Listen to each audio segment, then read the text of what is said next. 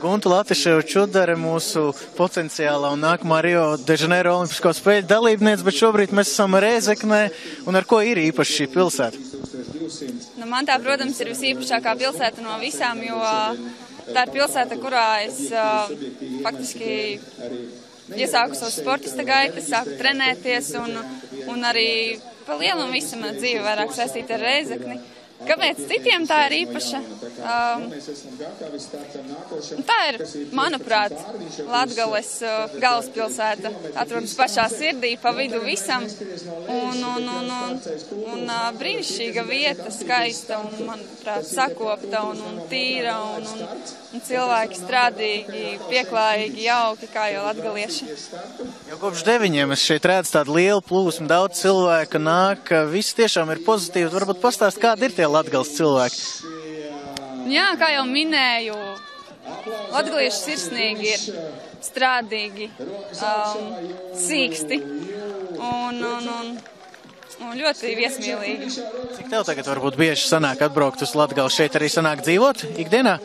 Nu, par cik es studēju Rīgā, man darba dienas pārsvarā paiet Rīgā dzīvojoties un trenējoties, bet gandrīz katru nedēļu es nogalēs braucu uz mājām un esmu Daugavas stadionā vai arī tepatās tur, kur jau mēs arī trenējamies.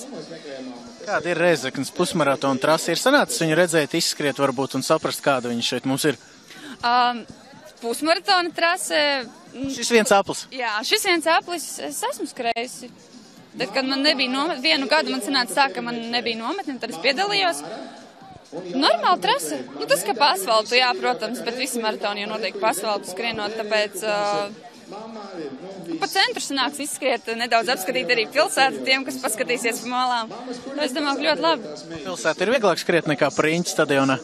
Grūti spriest. Nu, par Riņķi es jau tik daudz parasti neskrienu, cik pilsētā krosus.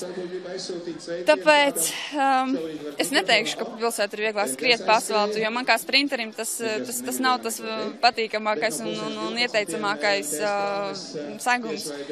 Bet, ziniet, ko es teikšu, skriet barā maratonā, tur ir pilnīgi vienalga, vai ir asfalts vai kas zem kājām, tur ir emocijas un plecs pie pleca un tikai jāskrien. Kāds tev pašai ir uzdevums? Laikam jau rezultāts nav tas svarīgākais, bet ko varbūt gribās šeit izdarīt? Jā, es pirmdien dodos uz treniņu nometni Spānijā, tāpēc mēs tā mierīgi cenšamies baigi netrakot, jo liels darbs priekšā darāms. Šodien noskriešu treniņu pēc.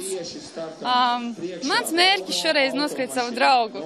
Mēs šodien ar viņu sacentīsimies. Bet galvenais man būs izbaudīt skrējienu, izskriet kājiņas un nedaudz arī sajust sirsniņu. Kāpēc sākt skriet tiem, kas varbūt vēl nav sākuši to darīt? Es nesaprotu, kāpēc viņi to vēl nav sākuši darīt, jo skriešana tas ir dzīvesveids. Pat ja tu skrien nedaudz, tā ir daļa no veselīga dzīvesveida. Tas ir rūpes par savu veselību, par savu fizisko formu. Tas ir galvenais iemesls. Otrs droši vien izveidināt galvu. Es pati ļoti bieži arī dienās, kad man ir treniņi, dažkārt izskrienu krosiņu, jo vajag atslodzītēju, un tas ir viens no labākajiem veidiem. Paldies, Gunta, un veiksim tev trasē. Jā, paldies.